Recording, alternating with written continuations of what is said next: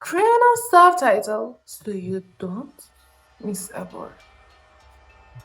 یه حقیقتی هست که خیلی نمیخوان قبولش کنم. خطرناکترین آدمای زندگیت اونایی نیستن که از اول ترسک به نظر، اونایی که اولش خیلی خوب دیده میشه. آدمی که خیلی سریع اعتماد، خیلی سریع صمیمی میشه و همینطور حس خاص بودن بهت میده. ممکنه دقیقا همون آدمی باشه که از سمتش بیشترین آسیب رو می‌بینی. حالا الان پیش خودتون میگی اصلا چرا آدمای خطرناک خودشون رو پنهون میکنن؟ یا مهمتر از اینا چطور این کار رو حرفه‌ای انجام میدن؟ وقتی ما خطر رو احساس میکنیم که دیگه خیلی دیر شده، چون مغز ما کلاً ظاهر رو از واقعیت زودتر باور میکنه و دقیقاً این نقطه شروع بازی. اول بذار یه چیزی رو برات روشن کنم. آدمای خطرناک اونایی نیستن که خشونت فیزیکی دارن. دقیقاً برعکس اینا. این آدما کنترلگر، دروغگو، سوء استفاده گر و همینطور میتونن قشنگ زد. حالا ویژگی مشترک اینا اینه که خود واقعیشونو نشون نمیدن. اونا نسخه واقعی خودشون رو پنهون میکنن. یه نسخه قابل قبول تر برای خودشون درست میکنن. حالا پیش خودتون میگین چرا اصلا باید این کار رو انجام بدم؟ چون اگر خودشون باشن، خود واقعیشون البته. تو با یه آدم خطرناک دوست میشی، پارتنر قبول میکنی. چه خودتون میگین نه مگه من دیوونم؟ دقیقا همینطور. اونا این نسخه رو درست میکنن برای خودشون، این نقاب برای خودشون درست میکنن که راحت‌تر. شما قبولش کنید.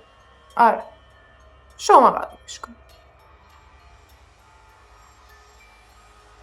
آدمای خطرناک میدونن اگه از اول خودشون باشن هیچ کس قبولشون نمیکنه. پس یک نقاب، یک نسخه قابل قبول تر بر خودشون درست میکنن، رو صورتشون میذارن. این یعنی نقاب زدن، پنهون شدن یک استراتژی براشون. آره، خیلی راحت. اونا یاد گرفتن برای اینکه وارد زندگی آدمو بشن احساس امنیت بدن. چون بدون اعتماد هیچ نفوذی اتفاق نمیفته. دقت کنید، شما وقتی که به یک فرد، به یک شخص اعتماد میکنید کارتتون میاد پایین. و دقیقا اینا هم دارن همین کار رو انجام میدن. به خاطر اینکه بدون هیچ نفوذی نمیتونه رو اون شخص کنترل داشته باشه. پس اولین قدمشون خوب به نظر بیاد، مثل آدمایی دیگه. یکی از خطرناکترین رفتارها که این آدم انجام میدن روی آدمای دیگه اعتماد سریع. این آدما خیلی زود صمیمی میشن، وارد جزئیات زندگیت میشن و همینطور احساسات رو بهت نشون میدن. تا تو فکر کنی این آدم فرق داره با اون آدمایی که تا حالا میشناختم، مثلا کسی تا حالا اینطوری نبوده. آره نبوده، واقعا نبوده، چون اونا آدم خطرناکی نبوده. اما در واقع این رفتاراشون برای اینه که دیوار دفاعیتون بزن. تو فکر میکنی این خوب صمیمی شدنه، اما نه، اصلا اینطور نیست. نه، این تکنیک رو برای شما پیاده میکنن که مرزا رو از بین ببرن، مرز تو رو از بین ببرن، رگا تو از بین ببرن تا بهت نزدیکتر از اون که تو فکر میکنی بهت بشه. آره، فقط همین کارو میکنه. بعضی آدما، البته این دسته از افراد، یه مهارت خیلی خاصی دارن، نقش بازی کردن. اونا دنبال نیازای تو میگردن و تبدیل میشن به همون چیزی که تو میخوای، نه خود همیشه بیشون. بذار براتون مثال بزنم. شما دنبال آدم مهربون و با محبتی، دقیقا همونش. یا نه اصلا این نیست. مثلا شما دنبال یه آدم با جذبین، جدی، مثلا این با ابهتین، دقیقا کپی برای اصل اونو خود تحویل میدن، در حالی که اصلا شخصیت واقعیشون طور نیست. آره نیست، این نقابه. اما گفتم که دنبال نیازایتون میگردن، همو بهتون تحویل میدن. نقابی که برای شما طراحی شده، نه برای همه، نه، فقط برای شما. چون که دیرتر متوجه این میشین که با این آدم خطرناکی. حتی ممکنه مثلا دوستاتون، خانواده‌تون بفهمن که بابا این آدم خطرناکیه. گفتم که اون نقابش فقط برای شماست. بخاطر این دیر متوجه میشین. حالا پیش خودتون میگین که خب پشت این رفتار چیه؟ اصلا چرا دارن این رفتار رو روی ما انجام میدن؟ خیلی ساده تر از اون چیزی که فکرشو میکنین. کنترل. آره، کنترله. این آدما میخوان روی احساس، روی زندگی کنترل داشته باشن و همینطور وابستت کن. یعنی بذار بگم ابزار اصلیشون وابسته کردن تو. چون وقتی وابسته بشی خودت میذاری روی تصمیمات، روی زندگی، اصلا روی تحصیل، شغل، روی همه چی تصمیم میگیری. انگار خودی آدم منفعل میشی که اختیاری هیچ چیزی نداره. و دقیقاً اون آدم هم همینو میخوان. اما یه لحظه صبر کنید. اونا کنترل رو میخوان. اما قبل از اینکه کنترل رو بخوان باید شما بهشون اعتماد کنید. پس اول اعتماد شما رو دارن، بعد کنترل رو پیاده میکنن. پس اول اعتماد، بعد کنترل. چون آدم وابسته راحت تر میشه کنترلش کرد. اصلا کمتر مقاومت میکنه. چون دیگه تو رو میشناسه، بهت اعتماد کرده. پس چرا نظر روی تصمیمات رو زندگیش کنترل داشته باشی؟